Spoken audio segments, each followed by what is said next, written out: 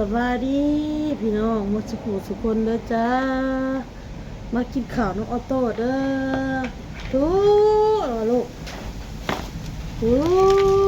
ข้าวดีพี่น้องเลยน้องบอลมาไปโรงเรียนแล้วพี่น้องเอาวะข้าวเลยกินยาหูดังคือบาดว่ะเป็นยังไงหูดังอยู่บาดเขาก็ปิ้งไก่น้องบอลก็เอายาให้ไปกินอยู่โรงเรียนเวลากินข้าวให้ไปกินยาพี่น้องเลยน้องบอลก็นะ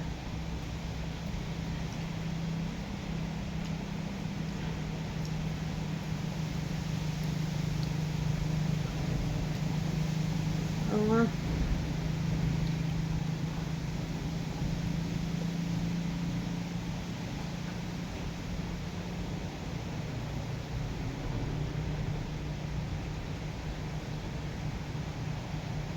โอ้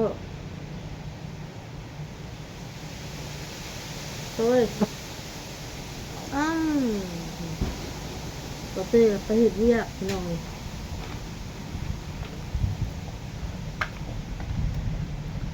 อ้นก็ยังงานร้านอยู่พี่น้องเลยยังมันรู้สึกไม่เมื่อยนะถึงเนาะรู้สึกเมื่อยพี่น้องเลยจะออกไปซื้อยาแล้วมากินซื้อยากันโซมมาส่งกินพี่น้องต้นไข่3 มื้อ4 มื้อพี่น้องไปวัด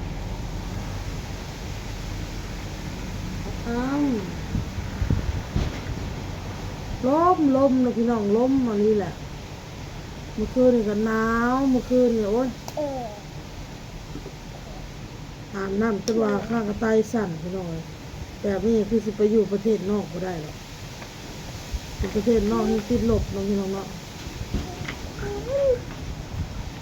ลมหนาวแบบกล่องเขาจนแบบ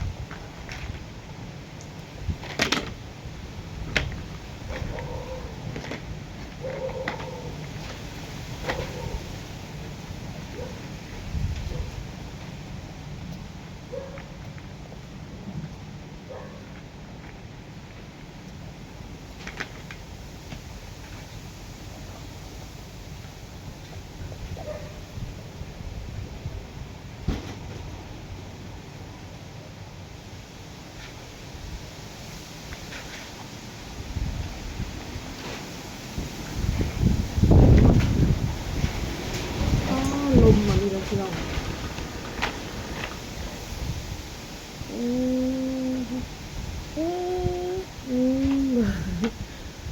ลม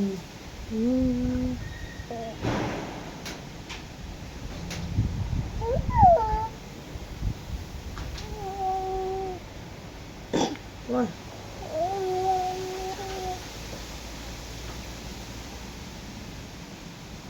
ลมพิทยามาเลย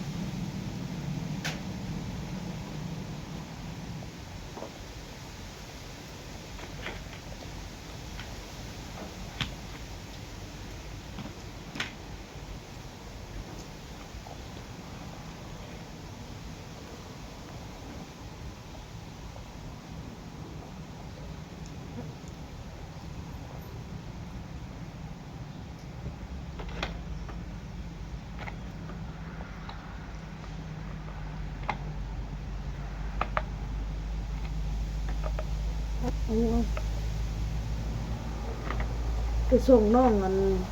บอนเพิ่นก็นอนพันในตื่นปะเอาเพิ่นนอนเลยอ้นก็อัดประตูห้องถอดปลั๊กปืนปลั๊กไฟเฝ้าไปส่งให้แล้วเล่นมาเบิ่งน้องยังนอนอยู่พี่น้องยังมันตื่นเลยมันจำเป็นเลยพี่น้องเลยโมเมนต์ว่าบบุกได้พี่น้องเลยปลุกได้ปลุกเขาล้นตื่นแล้วลุกตื่นแล้วก็หายแล้วก็ล้มนอนอีกแบบก็เลยเอานอนอยากนอนอยู่ก็เลยปะให้นอนลงไปเพราะว่าจากเฮือนนี่ไปส่งน้องบอลนะกะประมาณ3 ลักนะพี่น้องก็ จากเมืองไป3 กิโลรีบไปรีบกลับ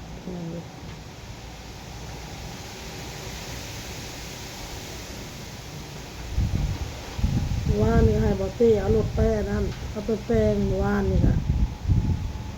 แปลงเปลี่ยนอันหัวเทียนเปลี่ยนช่างหลาย3 อย่างเอามาขี่นี่คือเก่า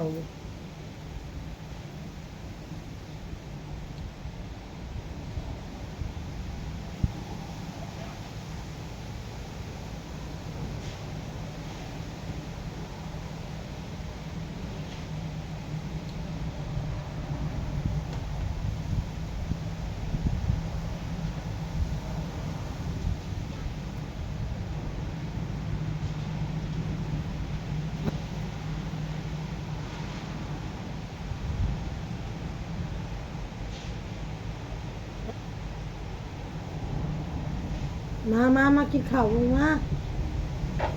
กินข้าวมาคนก็เป็นไข่เป็นยังนี่กับกินหั่นกินนี่กับบ่อยากอะไรปานใดพี่น้อยแบบคล้ายๆปากเขามันตายนะข้าวน้ำสามป้าก็บ่อยากคันบ่คิดซะว่าเฮาบ่อยากกินยานี่บ่กินเลยก็ได้พี่น้อยแต่เฮาคิดซะว่าเฮากินยาจะกินข้าวเฮาต้องกินยา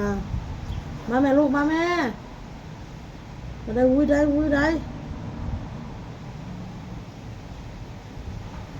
มาแม่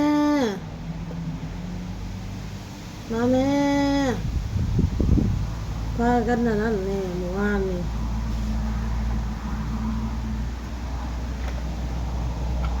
มาได้วุ้ยบ่เฮ็ดน้ำสายไผ่น่ะบ่ดึงได้มาไหนมาลูกมาไว้นี่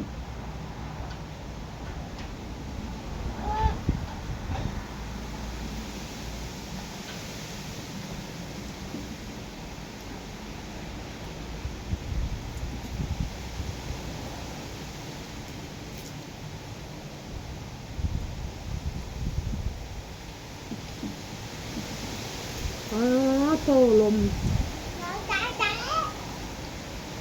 เมื่อคืนนี่แม่ก็นอนพ่อก็นอน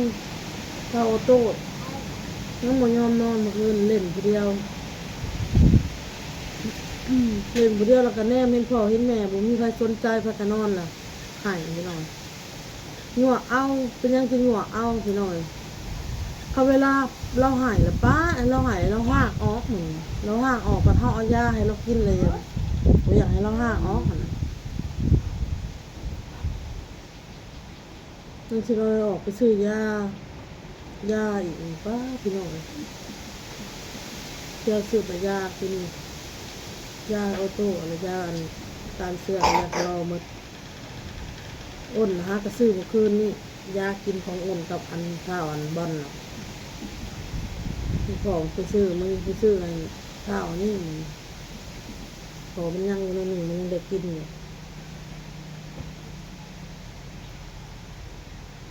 เอามา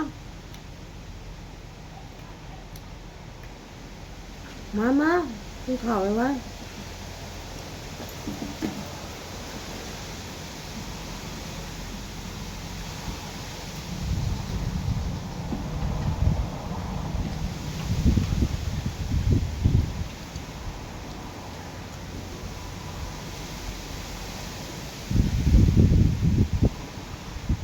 เอาเงินแปด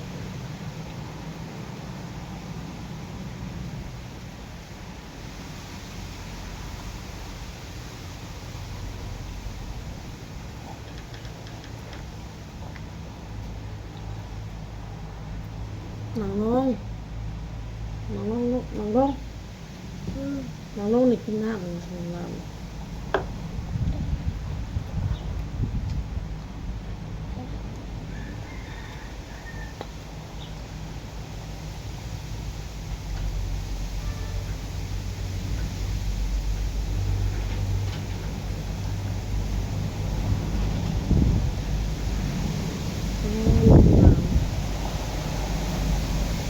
มีเสือแขนยาวน้องบอลมันคือมันเศร้านี่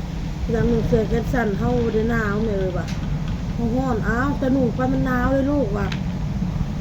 บัดป้าฮอดเลยเจ้าฮอดแล้วเจ้าจะแก้ออกบ่ะจะได้หนุ่งไปพี่น้องฮอดแล้วแก้ออกหนาวแล้วหนุ่งใส่หมดงามหนาวเลยเด้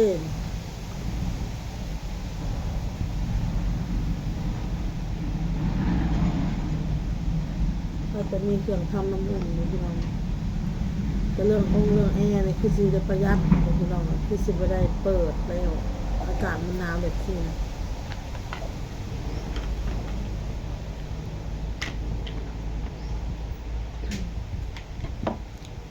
โอเคแล้วพี่น้องคลิปนี้ก็ลาไปก่อนพี่น้องพ่อก็คลิปหน้าจ้าบ๊ายบายเอากินแล้วน้ำไหมลูกกินไหม